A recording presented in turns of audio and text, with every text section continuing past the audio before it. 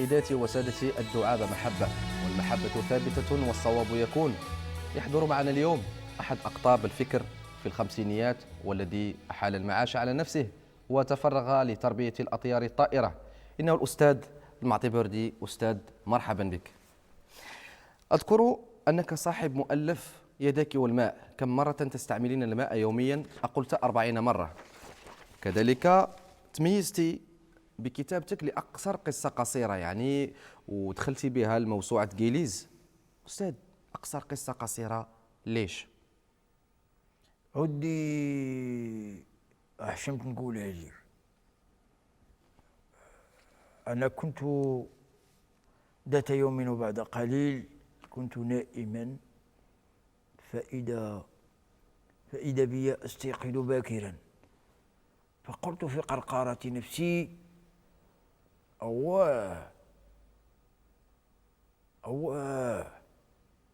فلقد استيقظت باكرا.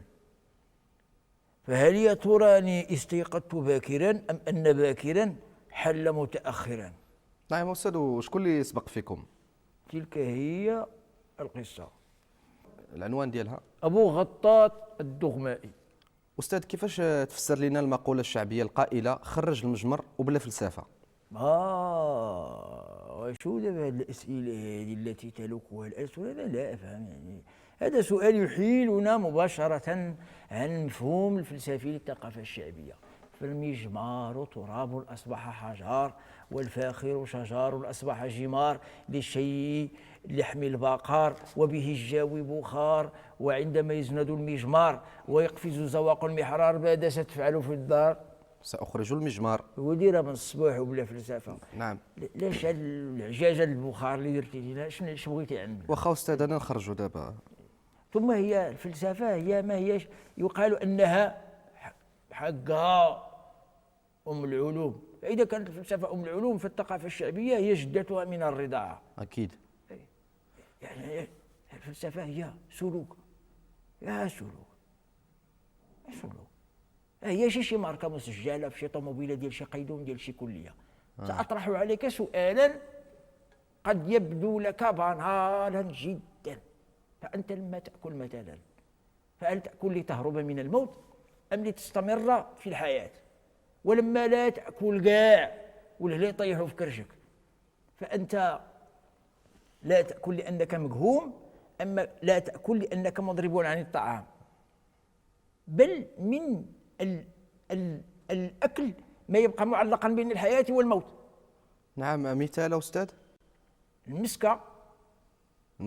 طيب، تقول أيضا في كتاب النخال أو نقلجة الآخر، يعني أن البعد السيميوكاري للطرح الاستيبولوجي أنه منطق مفشوش.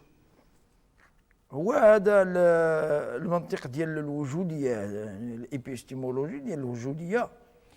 يعني كيفاش نفسروا لك؟ عندك 200 درهم. نعم. 200 درهم. علاش؟ هذا سؤال ثاني. نجاوبك على الأول وعاد نجاوبك على الثاني. راه 200 درهم. طيب.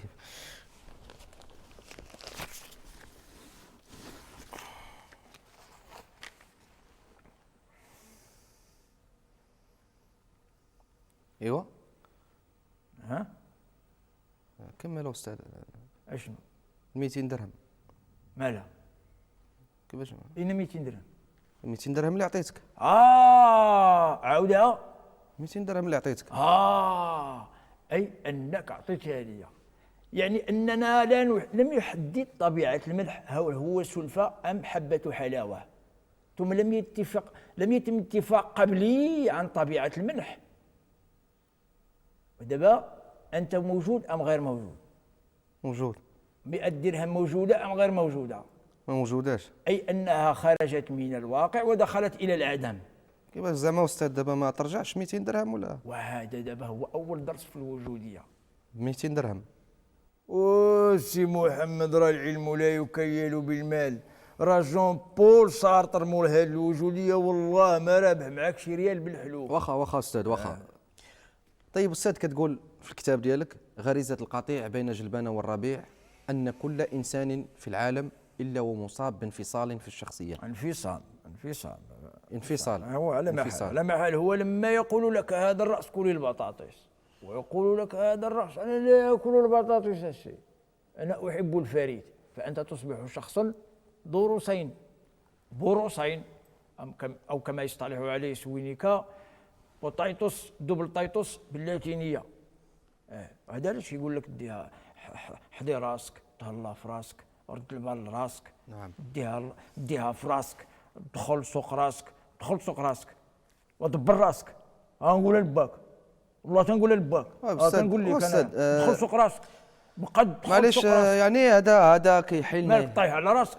طيب استاذ، هذا الشيء يعني كيحيلنا الباب الرؤوس في الكتاب المذكور ديالك يعني. وهي الرؤوس اصناف بطبيعه الحال شيء مذكور أصناف. عندي. هي الراس هناك الزعيم، راس حربه، انا بقول الغالي راس السوق والمتعدد الثقافات، هو راس حانوت الوالده يعني راس المال. واللي مشات لي 4000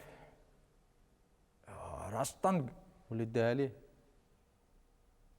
راس طارو ياك. طيب، في موضوع السيميولوجيا أو علم الدلالات تقول أنه علم لا زال في طور البناء، لماذا؟ هي ودي راه دابا الهضره كتقوى على هي ورشه. هو شتي طاشرون السي سماك الله رشيد. ثم لماذا تطلقون على انفسكم اسماء والقاب؟ لماذا هذه الانانيه وهذه الذاتيه؟ لماذا في ماذا سيهمني ان تسمى رشيد ثم ما هو نصيبك من الرشد اصلا؟ هذا زول بالذات ان يطلق هكذا انسان على نفسه فلان. سمي نفسك كما شئت، سمي نفسك فلان او عاجل، هذا لا يهمني في شيء. بهذه الطريقه اسمك يصبح دال وانت مدلول عليه، فانت ماذا؟ أنا مدلول. انت بدلت السميه عاوتاني. هذا انفصام في الشخصيه، وهذه هضره تقال في التلفزيون. وفين خصها تقال؟ أستاذ سي بوردي صافا، فين خصها تقال هذه الهضره هذه؟ ودي ما نعرف انا راه مريض. عندك شي قارو؟ لا ما كندخنش، اسمح لي. انا راه مريض، دارني عندي الوراق ديال الطبيب انايا، وانا مريض فايت طايح على راسي. كنت معلم في لافاك ودفعوني العديان في ذاك الدروج ديال الاستراحه، وطحت على راسي ودفق لي المخ. جاو هذوك ولاد الحرام جمعوا داك الشيء في القراعي والميكا وخيطوا لي انا راسي بالماكينه ديال الحسانه، عمروه بعدا بالحلفه واللاواط وخيطوه. زال ديك الحلفه في ذاك الوقت كان شي حاجه، درك راه ولا على اللاواط. من نظريتك المثيرة للجدل تسليمك أن الإنسان مجاز وأن الأصل هو العصفور. أودي راح شمت نقول لك، سوينك يقول داخل كل جمجمة يوجد قفص، وداخل كل قفص يوجد بيروش ولا عوا، على حساب الشخصانية الذاتية للفرد. نعم. وطالما العصفور داخل القفص فأنت في الوجود. سبحان الله العظيم أستاذ، أنا عمري ما حسيت بشي عصفور ولا. وأنت طاير لك الفريخ، واش غنديروا ليك؟ وانا راح شفت نقول لك اودي من قبيل انت كظهر لي كتدخل وتخرج بالهضره. عطيني شي قارو. انا كندخل ونخرج في الهضره انا قارو. اسيدي شكرا. انت لماذا تشكر؟ لماذا الشكر؟ لماذا تتصاغر هكذا؟ تقول ان التلقح الفكري بين المجموعات البشريه تتحكم فيه الابعاد العرقيه والبيولوجيه، بما في ذلك افريقيا وكاس العالم. شوف معايا التلقح الفكري. أنا عندي واحد الفرخ بيديغري، كوبلي ما بين الشيواوا والكنار، في النهار كيستيتي وفي الليل كينبح. شوف التلاقح الفكري اللي كنتكلم لك، حاول تفهم. ذاك النهار جا عندي واحد مول المضارب يعمر لي السدادر بالحلفه، وهو مالو هاد مول المضارب؟ شكون اللي مضارب؟ شكون اللي ضارب؟ الحلفه. هو جاي يعمرهم، هو مالو دابا؟ هو فراسو موكا، في القفص ديالو موكا. خلاني انا خرجت من هنا وداز هو للثلاجه من هنا. جا الفريخ كرش عريب واحد العضه، ما طلقوش حتى جيت حيت ليه البريز. استاذ، هل صحيح انك تقتات على اللقط والزوان، يعني على انك عاشب؟ نباتي لانه كاين هناك اللي هو فيجيتاريان وكاين اللي هو فيجيتا كيلكو شوز. بدون التواء أستاذ، ما نكرهش تحدث لنا على أول بحث ديالك في الدكتوراه، لأن هذه مسؤولية كبيرة ديال التاريخ. المكان جامعة أبحاث النووية ببرشيد، الزمان 31 أيلول 1956. الحدث تقديم أطروحة الدكتوراه، الموضوع النسبية، لا غولاتيفيتي. النسبية ديال ألبير أينشتاين. ألبير أينشتاين شنو هي؟ عاودة الطانود اش من البير أينشتاين ديك الساعة باقي ما عندوش حتى لاكارت ناسيونال. حنا جبنا النسبية، اقترحنا على الإخوان هنا فضحكوا حتى سقطوا على أظهرهم، فهرعت إلى كوليج ميونخ بألمانيا، والتقيت الشاب ألبير أينشتاين وأعطيته النسبية، قلت له اعطيني منها غير واحد النسبة ديال 22%. شفتك ما شفتو، صوب بها الوراق في الميريكان. ملي ضربوا هيروشيما وناكازاكي عيطت له في البورتاب، قال لي دوز البوسطة خذ رزقك. وجدته ظرفا واحدا في ريحة البارود وفيه تصويرة وحدة ديالو، دير لي